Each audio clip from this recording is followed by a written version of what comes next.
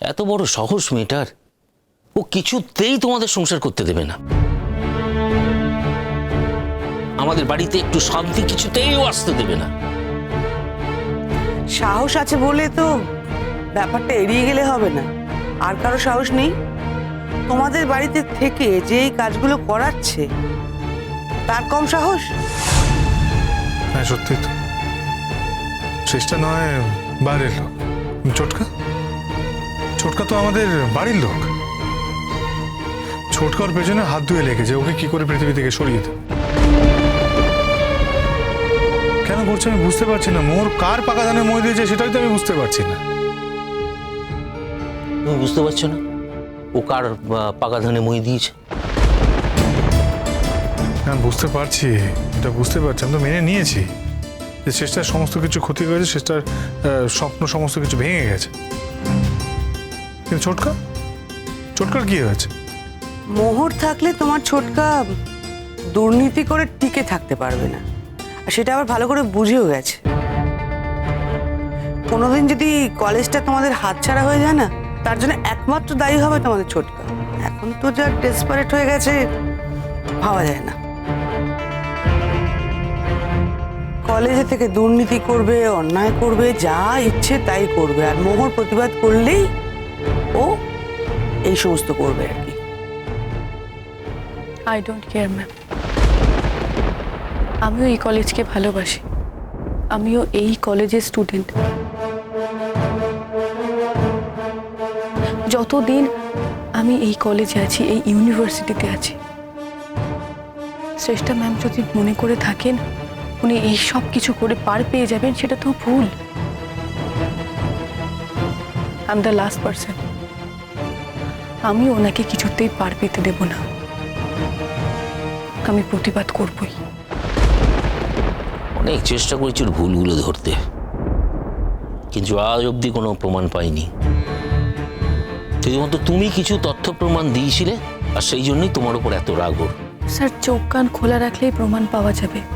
আপনি আপনি ঠিক সেভাবে ভেবে দেখেন না। তাই ওদের না একটা চক্র আছে, আমরা সেটা অনুমান করতে পারি, কিন্তু আমাদের কাছে কোনো প্রমাণ নেই, আমাদের ভেতরে যাওয়ার অ্যাক্সেসও নেই, আর সেই জন্য আমরা কিছু জানতেও পারছি না। হ্যাঁ অ্যাক্সেস থাকবে কি করে? ও তো রিপ্রেজেন্টেটিভ ছিল, স্টুডেন্ট রিপ্রেজেন্টেটিভ, কিন্তু 1 বছর যেই হয়ে গেছে নিয়ম দেখিয়ে ওকে অপসারণ করা, সরিয়ে দেওয়া হবে। কিন্তু এর আগে 3 বছর কিন্তু স্টুডেন্ট রিপ্রেজেন্টেটিভ ছিল। দেখো মোহর, ওই কলেজ, ওই কলেজের লোকজন, এদের কারোর প্রতি আমার কোনো প্যাশন বলো, ভালোবাসা বলো, কিচ্ছু নেই। কিন্তু কি বলো তো, আমার স্বামী, আমার ছেলে ওই কলেজের সঙ্গে যুক্ত, ওরা জড়িয়ে আছে, তুমিও জড়িয়ে আছো। কিন্তু এই কলেজে যদি কোনো ক্ষতি হয়ে যায় তাহলে কিন্তু আমার খুব খারাপ লাগবে।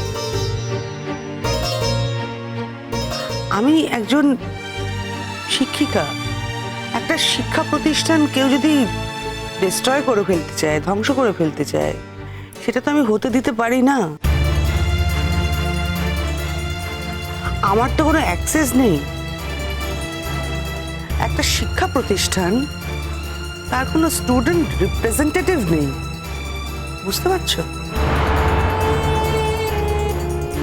This is the valid point.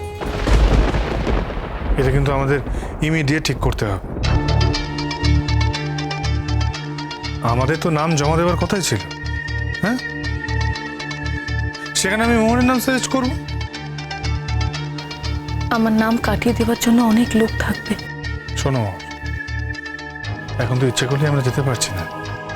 তাছাড়া সামনে তোমার পরীক্ষা আছে, পরীক্ষাটা শেষ হবে, তারপরেই সব কিছু। মানে দেখো, হয়তো ওরা এটাও বলতে পারে যে তুমি এখন আউটগোয়িং স্টুডেন্ট, কিছুদিনের মধ্যেই তুমি কলেজ ছেড়ে দেবে। কিন্তু আমি বলবো যতদিন তুমি এই কলেজের সঙ্গে যুক্ত আছো ততদিন তুমি এই কলেজের রিপ্রেজেন্টেটিভ হয়ে থাকো।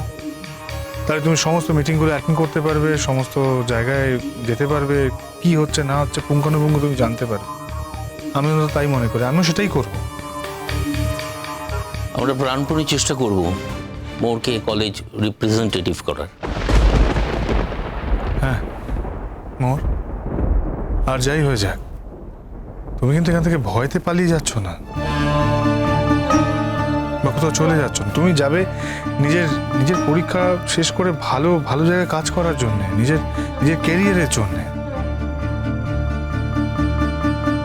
দেখো মোর, তোমার যদি কিছু হয় তাহলে কিন্তু তোমার থেকেও বেশি আমার অনেক খারাপ লাগবে, অনেক বেশি খারাপ লাগবে। তাই আমাদের যা করতে হবে দুজনে একসাথে করতে হবে। খারাপ লাগলে তো আমাদের পালিয়ে যাওয়াটা আমাদের কর্তব্য নয়, আমাদেরকে অনেক লড়াই করতে হবে মোর। এই দুষ্ট চক্রটাকে যেমন করে হোক ছুঁড়ে ফেলে দিতে হবে। দেখো চেষ্টা একা কিন্তু কিছুই করতে পারবে না, ওর পক্ষে একা কিছু করা সম্ভব নয় যতক্ষণ ছোটকা ওর পাশে আছে। ছোটকাকে যদি আমরা এখান থেকে সরিয়ে ফেলতে পারি তাহলে কিন্তু এই ঘটনাগুলো আর রিপিট হবে না এখান থেকে। সেই জন্যই ছোটকার দুর্বল জায়গাগুলোকে আমাদেরকে ধরতে হবে যেমন করে হোক।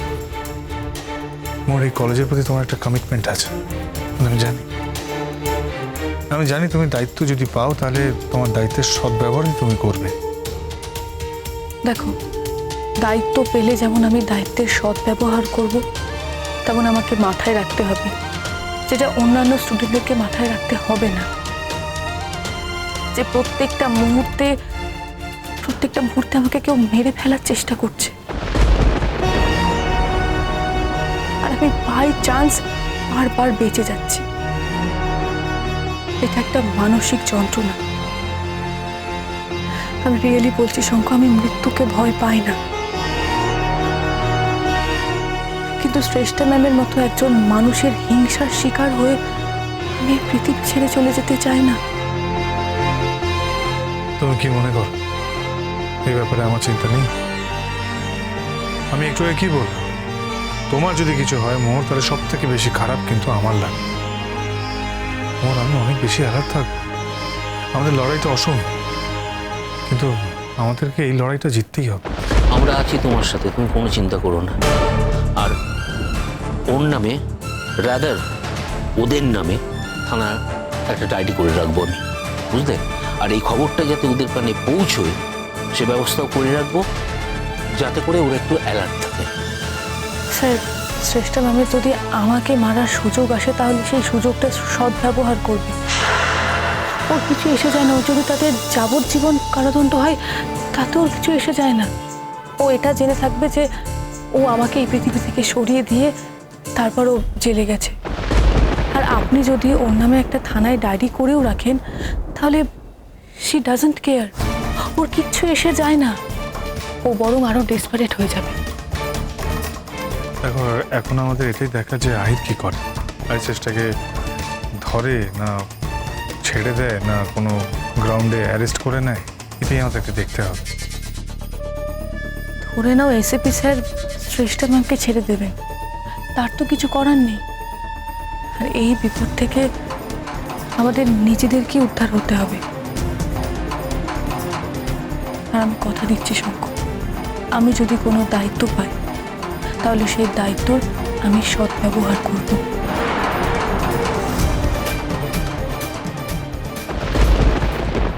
হোক আমার জেল, আমি আগের অন্যায়টা আমি স্বীকার করেছি আহির, তার জন্য যদি জেল হয় আমি সেই শাস্তি মাথা পেতে নিতে রাজি আছি। কিন্তু আগের অন্যায়টা তুমি স্বীকার করেছো, তার কারণটা কি জানো?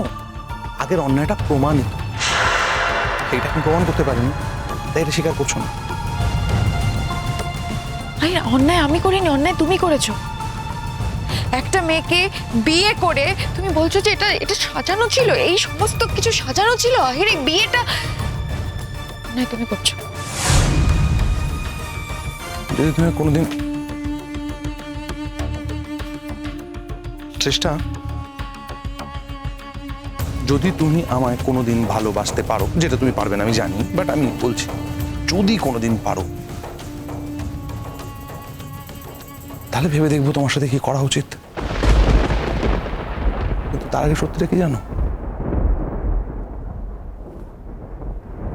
তোমার মাথার ভেতরটা একটাই নাম, একটাই চিন্তা, একটা মানুষকে নিয়ে ডিপ্রেশন, একটা মানুষকে নিয়ে ফ্রাস্ট্রেশন, এবং তার ক্ষতি করার জন্য যা যা যা স্যাক্রিফাইস করতে হয় সেটা করে। প্রবলেম একটা, এই যে তোমার এই অবস্থাটা, মানসিক অবস্থাটা, এই যে কষ্টটা, এই যে যন্ত্রণাটা, তুমি রেসপন্সিবল, কারণ তোমার মাথার মধ্যে সবসময় মোহর মোহর মোহর, এর বাইরে কিছু নেই। নাহলে আজকে আমাদের বিয়ের দিনে তুমি এটা ঘটাতে না, কারণ তোমার মাথা, তোমার অবস্থার জন্য তুমি দায়ী, শ্রেষ্ঠ, আর কেউ না। যে তোমার বলার দিন তো আহির, যে তোমার বলার দিন তুমি বলে যাও, কিন্তু তুমি একটা নিরাপরাধ মেয়ের সঙ্গে এটা করতে পারো না আহির।